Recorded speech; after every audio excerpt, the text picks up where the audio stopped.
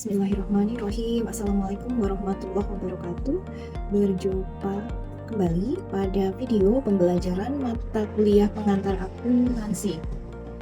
Materi yang akan dibahas pada saat ini yaitu tentang proses akuntansi. Baik, kita akan mulai saja. Nah, pada kesempatan ini harapan yang ingin dicapai setelah menyelesaikan perkuliahan ini yaitu mahasiswa mampu mencatat transaksi dengan menggunakan akun, jurnal, kemudian menyusun buku besar, kemudian melanjutkan ke neraca saldo, dan kemudian menyusun laporan keuangan sederhana.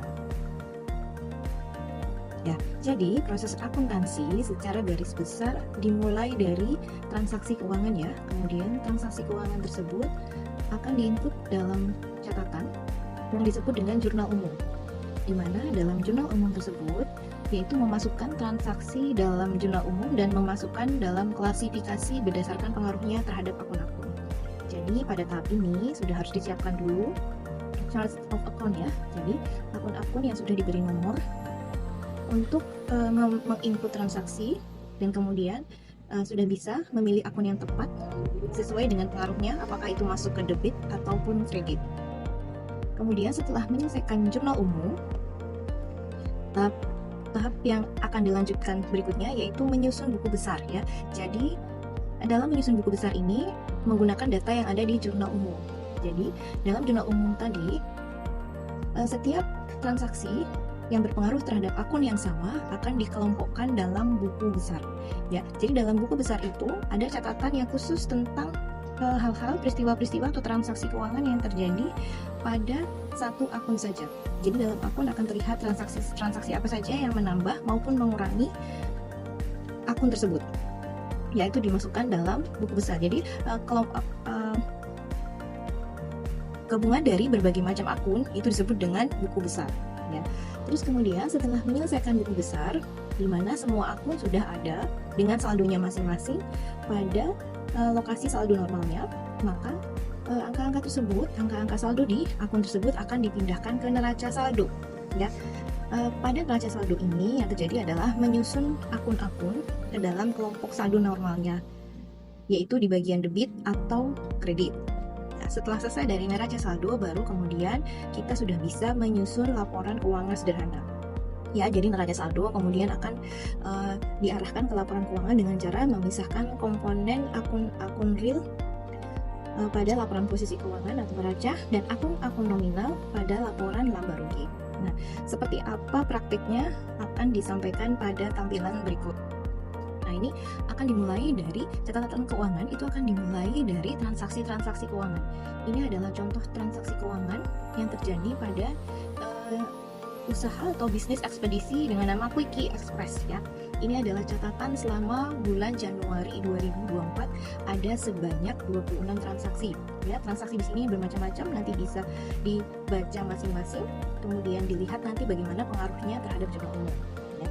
Ada 26 transaksi yang akan disusun ke dalam jurnal umum ya. Bagaimana? Masih ingat kan rules-nya, aturan dalam menjurnal, mana yang masuk debit, mana yang kredit? Ibu berharap masih ingat ya, jadi bisa mengikuti dengan lancar. Nah, ini adalah pengklasifikasian akun-akun ya, mana akun yang saldonya di debit, mana akun yang saldo normalnya di kredit ya. Yang bagian ini juga sekaligus untuk mencatat transaksi-transaksi keuangan tersebut menggunakan akun-akun yang sudah disiapkan. Ya, ini sudah disiapkan akun-akunnya beserta nomornya. Yang di sebelah kiri atas yaitu adalah akun komponen dari harta. Ya, harta terdiri dari kas, piutang, dan peralatan. Ini ada di sebelah debit. Ya, kemudian yang bagian atas ini adalah kelompok akun-akun real, yaitu akun-akun yang nanti akan ada di laporan keuangan bagian neraca atau laporan posisi keuangan. Ya, sebelah kiri adalah harta terdiri dari kas, piutang, dan peralatan. Kemudian sebelah kanan, sebelah kredit, yaitu adalah hutang tambah modal. Akun yang disiapkan di situ adalah hutang usaha, 2.1 hutang usaha, dan 3.1 modal. Sedangkan akun yang berada di matrik bagian bawah ini adalah akun-akun yang bersifat akun nominal, yaitu akun-akun yang menyusun pembentukan laporan laba rugi. Ya, di sebelah kanan ini adalah akun pendapatan untuk akun di sini ada satu akun yang disiapkan yaitu 4.1 akun pendapatan. Ini ada di sebelah kredit ya, karena pendapatan ini pada hakikatnya akan menambah modal karena dia akan menghasilkan laba.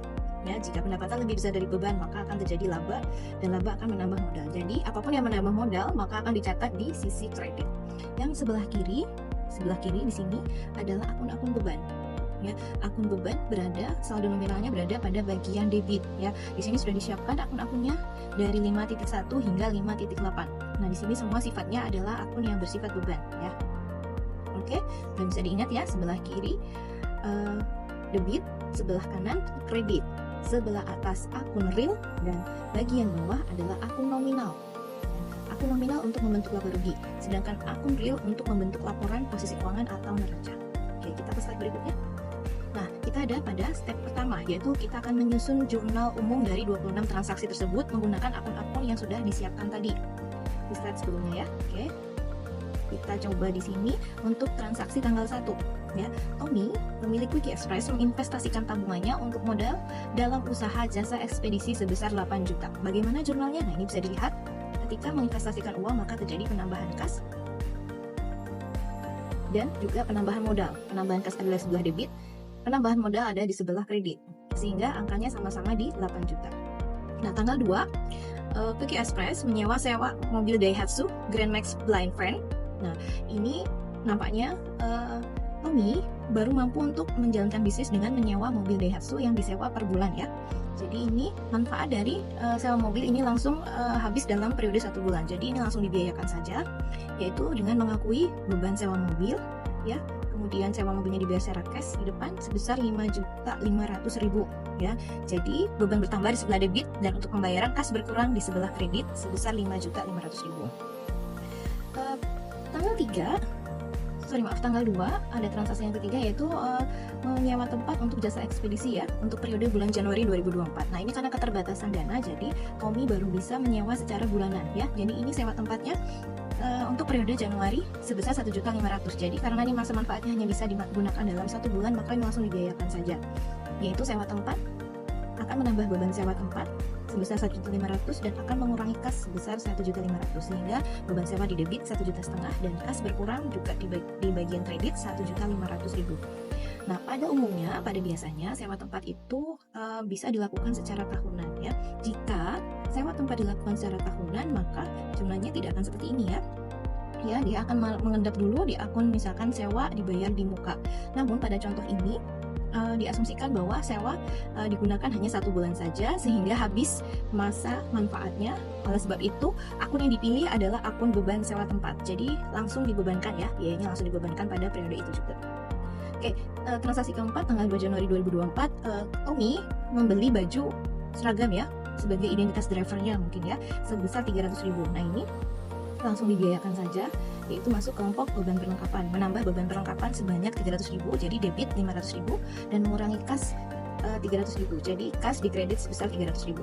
Nah, transaksi yang kelima tanggal 2 Januari 2024 ada pembelian AC dan peralatan lainnya untuk ruang kerja dan menggunakan kartu kredit ya. Jadi Tommy untuk menyimpan cashnya yaitu ya, jadi setiap usaha juga harus tetap punya cadangan uang kas sehingga dia memanfaatkan fasilitas kartu kredit untuk membeli AC dan peralatan untuk usaha Quickie Express ya. Jadi di total adalah sebesar 3.500.000 rupiah. Jadi dalam hal ini pengaruhnya adalah peralatan bertambah di debit sebesar 3.500.000 dan kemudian karena pembeliannya tidak melalui cash tapi menggunakan fasilitas kartu kredit, maka hutang usahanya bertambah menjadi 3.500.000 di kredit ya. Hutang bertambah ada di sebelah kredit. Oke. Kemudian transaksi ke-6 tanggal 2 Januari yaitu pembelian perlengkapan langsung habis pakai ya untuk bulan Januari 2024 sebesar 150.000. Ya, mungkin ini adalah perlengkapan untuk diletakkan di kantor yang baru sebesar 150.000. Jadi langsung dibebankan ya perlengkapan 150.000 dan kas di kredit 150.000. Nah, kemudian tanggal 5 Januari transaksi ke-7 sepertinya sudah mulai menjalankan usahanya yang dimulai dengan membeli biaya BBM untuk pembelian biaya BBM untuk pengantaran ekspedisi Banjarmasin Banjarbaru sebesar 200.000. Jadi ini tracknya untuk Banjarmasin dan Banjarbaru, biaya BBM yang dibeli adalah sebesar 200.000. Jadi langsung jadikan biaya beban BBM 200.000 dan kas keluar sebanyak 200.000. Nah, kemudian transaksi ke-8 tanggal 5 Januari dia akan mengakui bahwa akan jasa ekspedisi yang diberikan, ya. Atas jasa ekspedisi yang diberikan maka dia menerima pembayaran jasa ekspedisi Banjarmasin Banjarbaru sebesar 1.200.000. Ya, ini kan ada beberapa titik yang diantarkan. Nah, ini jadi karena ada pendapatan yang terjadi di sini, ya, dan pendapatan itu dibayar secara tunai, maka transaksinya itu berpengaruh terhadap akun kas, ya. Kasnya bertambah sebanyak 1.200.000 dan juga pendapatan bertambah, di mana penambahan pendapatan ada di sebelah kredit yaitu sebesar 1.200.000. Oke, yang transaksi berikutnya. Nah, untuk transaksi nomor 9 karakteristiknya sama ya dengan sebelumnya, yaitu pembelian BBM. Transaksi nomor 10 juga sama dengan karakteristiknya dengan transaksi sebelumnya, yaitu penerimaan pendapatan dalam bentuk tunai, ya. Terus kemudian tanggal 10 Januari juga di tanggal yang sama, transaksi ke-11, ternyata Quickie Express tidak hanya menerima pendapatan atau pengiriman jasa dari Banjarmasin ke Kandangan. Namun ketika dia kembali lagi ke Banjarmasin, dia juga menerima permintaan untuk pengiriman. Jadi dia 2 kali menerima pendapatan, ya. Jadi pendapatan dari Banjarmasin ke Kandangan, kemudian dari Kandangan ke Banjarmasin dia juga menerima pengiriman. Ya, jadi ada 2 pendapatan yang diterima, yaitu 1.500.000 dan 900.000 di tanggal 10 Januari, ya. Kemudian tanggal 15 Januari karakteristiknya masih sama, ya. Jadi beli BBM, cuman bedanya adalah ini pengantaran dari Banjarmasin ke Kota Baru, sehingga biaya pengantaran yang dikeluarkan lebih besar, ya. Ini termasuk biaya penyeberangan. Jadi yang dikeluarkan adalah 1.200.000 beban yang dikeluarkan. Nah, dan kemudian untuk jasanya yang ditagihkan kepada konsumen adalah sebesar 1.350.000 dari Banjarmasin ke Kota Baru. Nah, ini pembayarannya juga dalam bentuk cash. Dan kemudian dari Kota Baru ke Banjarmasin juga ada pengiriman, ya. Jadi 2 kali pendapatan juga sebesar 1.200.000. Jumlahnya sama, masih, ya, karakternya sama. Yang ke-15 ini kembali lagi ada transaksi, yaitu pembelian BBM untuk ekspedisi daerah Banjarmasin Banjarbaru. Ya, jadi beli BBM-nya 250.000. Nah, ada yang beda di transaksi tanggal 16 tanggal 20 Januari. Ternyata di sini pendapatan jasa ekspedisi dari Banjarmasin Banjarbaru baru akan dibayar lunas di bulan berikutnya.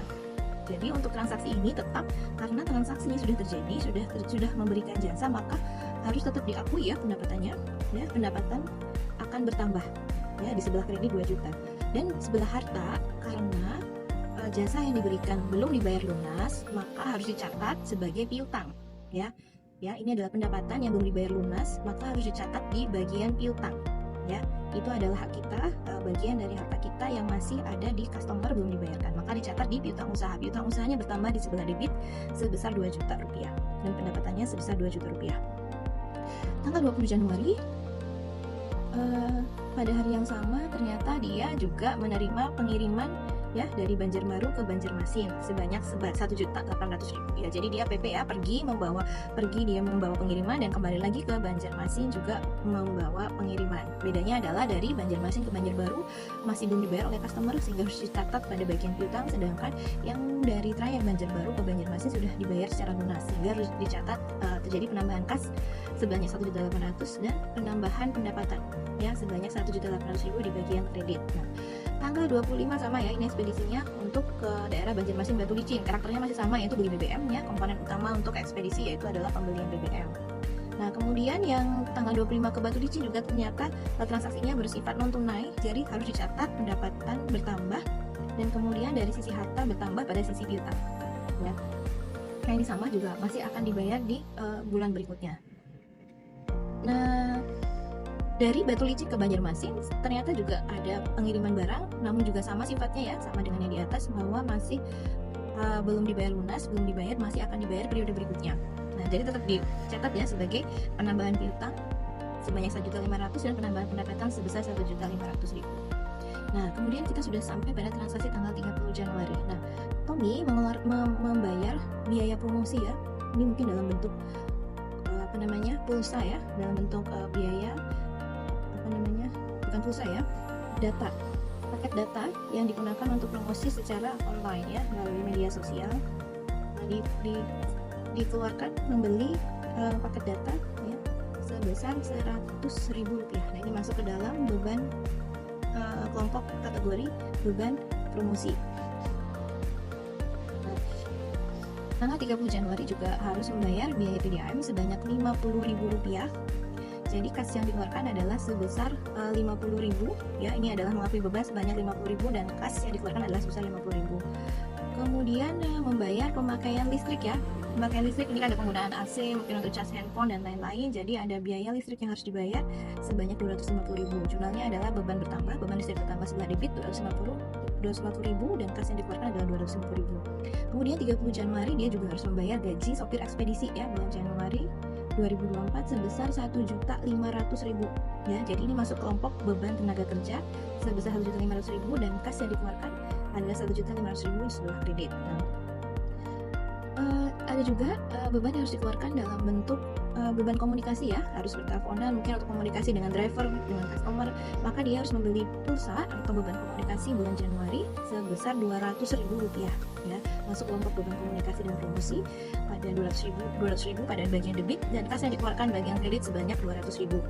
Nah, kemudian tanggal 30 Januari karena kasnya sudah cukup dan sudah waktunya untuk membayar cicilan tagihan kartu kredit untuk pembelian peralatan di awal bulan, maka dia melakukan pembayaran ya cicilan tagihan kartu kredit sebanyak 1.500.000 ya. Akibatnya adalah hutangnya menjadi berkurang ya, hutangnya berkurang. Jadi hutang berkurang, hutang saldo normalnya ada di kredit. Ketika bertambah maka dia ada di sebelah kredit, dan ketika transaksi yang menyebabkan berkurangnya hutang maka dicatat sebaliknya, yaitu di debit ya. Karena ini pengaruhnya adalah mengurangi hutang, maka dicatat sebelah debit 1.500.000 dan kas yang dikeluarkan ya, kasnya berkurang untuk membayar hutang, kasnya berkurang di sebelah kredit sebesar 1.500.000. Nah, kemudian transaksi yang lain, dia menerima pembayaran jasa ekspedisi tanggal 20 Januari tujuan Banjarmasin Banjarbaru ya. Berarti customer yang kemarin melakukan pembayaran untuk transaksi tanggal 20 Januari ya, sebanyak Rp1.000.000. Jadi apa pengaruhnya? Kasnya bertambah ya, kas bertambah di sebelah debit, dan kemudian piutang usahanya berkurang ya sebesar Rp1.000.000. Jadi ketika ini adalah bentuk jurnal umum ya, yang berisi tanggal, keterangan transaksi, kemudian akun-akun yang mengalami pengaruh ya, akun baik itu sebelah debit maupun kredit, dan kemudian angka-angka. Nah, ini kemudian harus dijumlah ya, pastikan bahwa jumlahnya adalah sama bagian debit dan kredit ya, karena kesamaan dasar akumulasi harus sama bagian debit dan kredit. 39.100.000 bagian debit, totalnya, dan bagian kredit 39.100.000. Nah, jurnal umum sudah selesai. Kita lanjut ke langkah kedua, yaitu buku besar ya. Nah, ini bagaimana cara memindah transaksi dari jurnal umum ke buku besar ya. Jadi dalam jurnal umum, pilih dulu di sini akun-akun yang sama. Misalkan nomor 1 kita akan menyusun buku besar untuk kas ya. Jadi dipilih nih transaksi yang berhubungan dengan akun kas. Nah, ini ada transaksi akun kas, dipindahkan ya ke kas. Berapa nilainya? 8 juta di sebelah debit. Pindahkan juga di sini di sebelah debit ya. Ini transaksi yang pertama. Kemudian transaksi yang kedua di tanggal 2 Januari, ini pengaruhnya juga terhadap kas ya. Nah, pengaruhnya juga terhadap kas, maka masukkan angka yang berhubungan dengan kas ya. Bagi ini ada transaksi yang menyebabkan kas berkurang sebanyak 5.500.000, maka pindahkan juga ke kolom kredit sebanyak 5.500.000. Lakukan hal ini untuk setiap akun dan selesaikan dari awal transaksi sampai dengan akhir periode ya. Jadi kan lakukan semuanya sampai habis ya, sampai jurnal umum 26 transaksi itu sudah bisa diklasifikasikan ke dalam masing-masing akun buku besarnya. Ya, ini contoh cara memindahnya. Nah, ini bisa dilihat di sini pada hasil akhirnya nanti setelah semua transaksi kas itu dimasukkan, maka tampilannya akan seperti ini. Ya, akan terlihat di sini berapa total saldo di bagian debit dan berapa total saldo di bagian kredit. Ya, terus kemudian saldo akhirnya ada di mana? Kalau kas itu adalah bagian dari harta, maka dia saldo normalnya ada di bagian debit. Nah, ini terbukti ya dengan mengurangkan ya saldo di bagian debit dengan saldo di bagian kredit. 16.950.000 dikurangi 13.550.000, hasilnya adalah 3.400.000.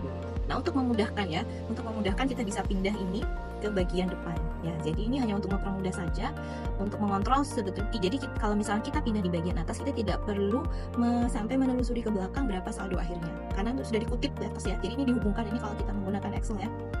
Atau bisa juga kalau misalkan secara manual, setiap ada perubahan saldo, maka saldonya dipindah ke depan. Jadi kita bisa dengan mudah mengontrol, untuk buku besar akun kas saldo akhirnya adalah sebesar 3.400.000, dan harus dipastikan bahwa saldonya sama ya, antara yang di depan dengan yang di belakang sini harus sama-sama 3.400.000 adalah saldo normal kas ya di sebelah debit.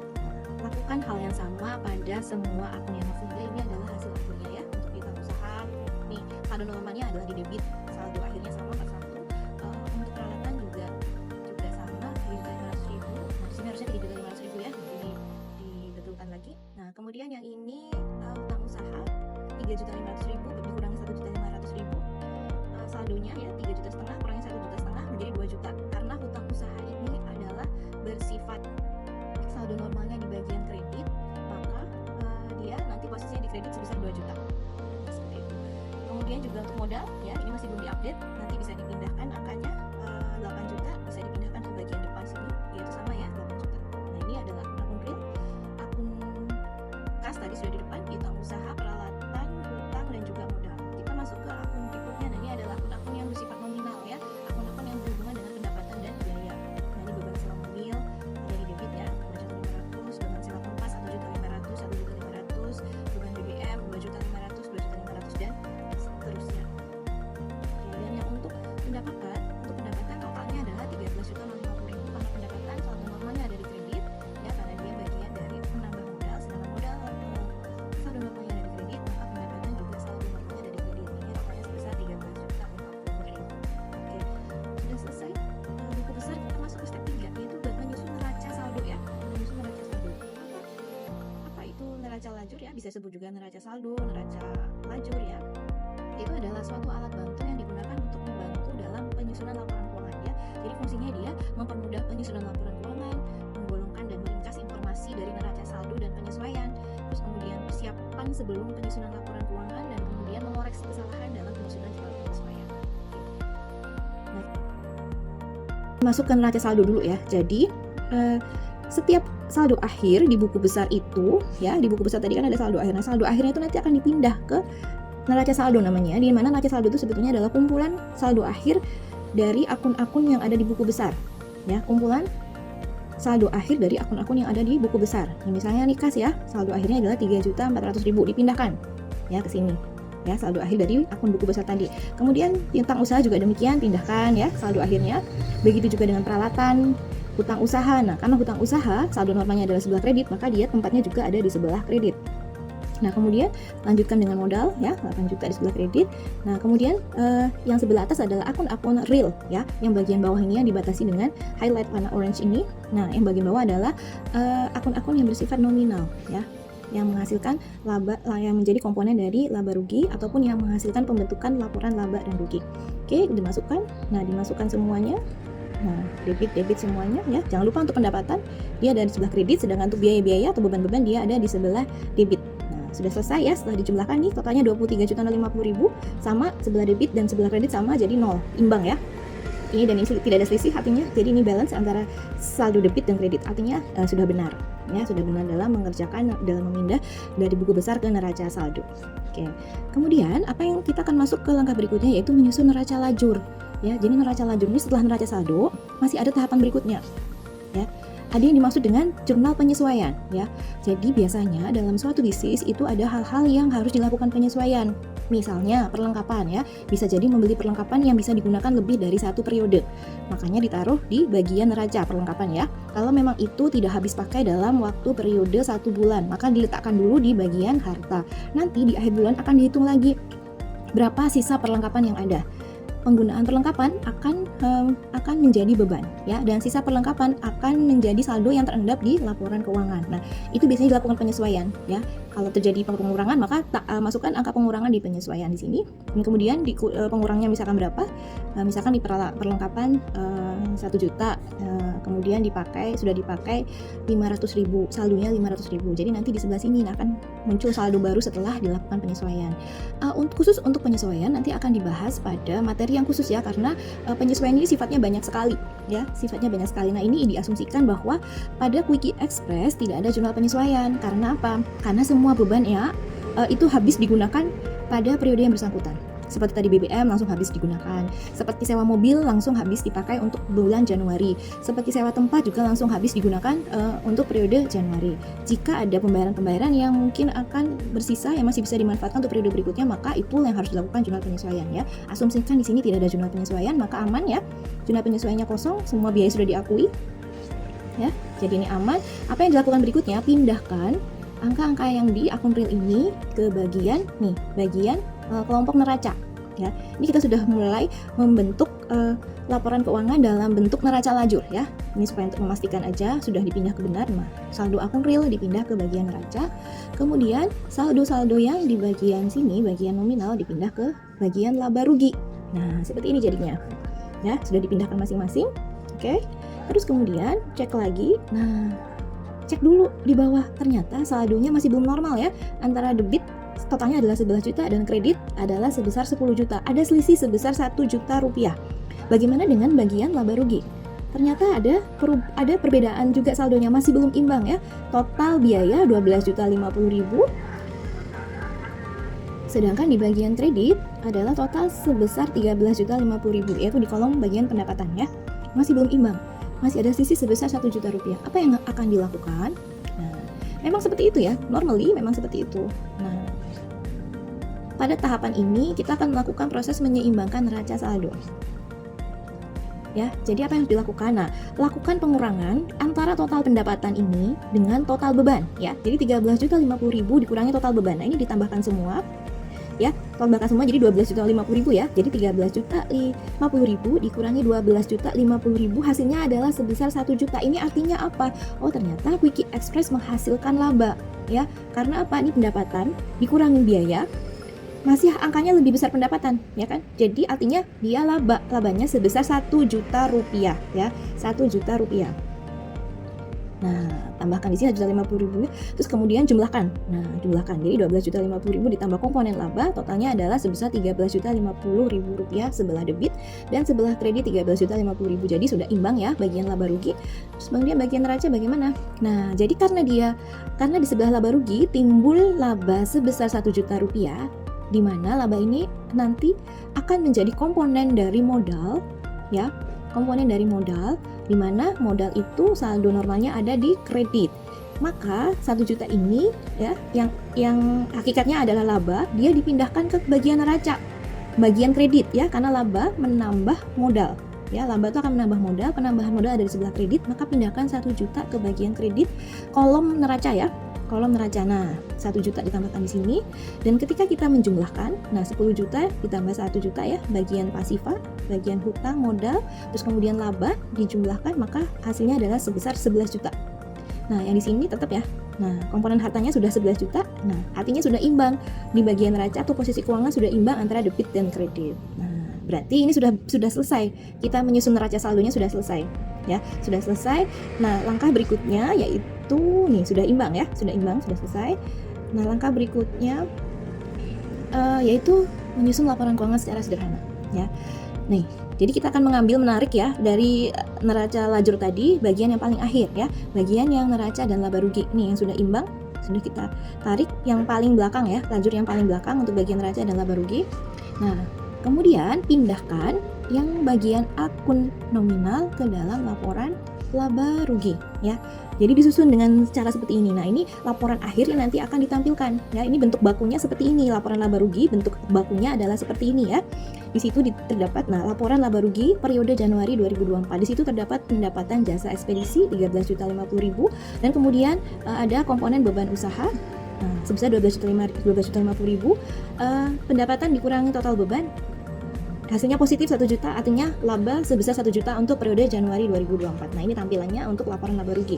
Berikutnya yaitu adalah laporan posisi keuangan, yaitu laporan akun-akun yang ada di kelompok akun nominal itu dipindah ke laporan posisi keuangan ya.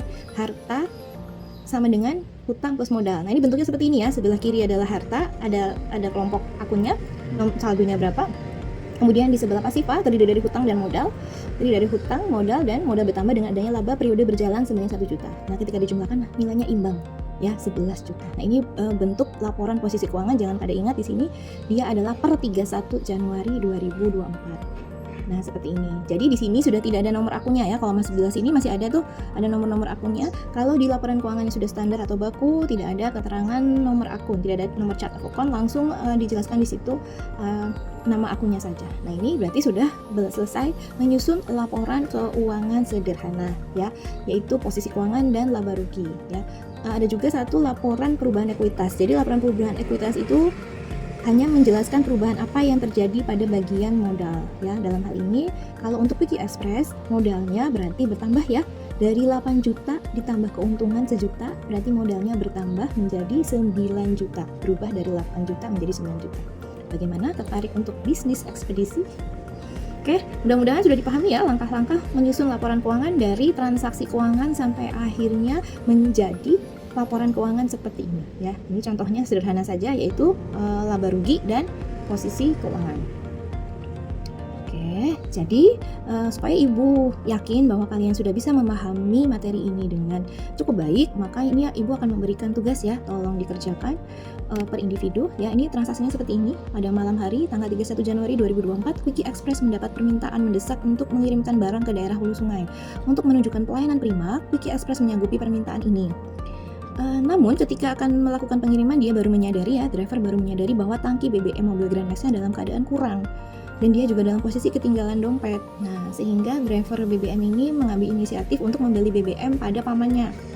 Pamannya yang seorang pedagang BBM. Jadi dia berhutang dulu untuk beli BBM sebesar 200.000 ya. Kemudian Quickie Express pun dalam memberikan jasa pengiriman menagihkan ya, meminta jasa sebesar 1 juta rupiah. Ya, 1 juta rupiah.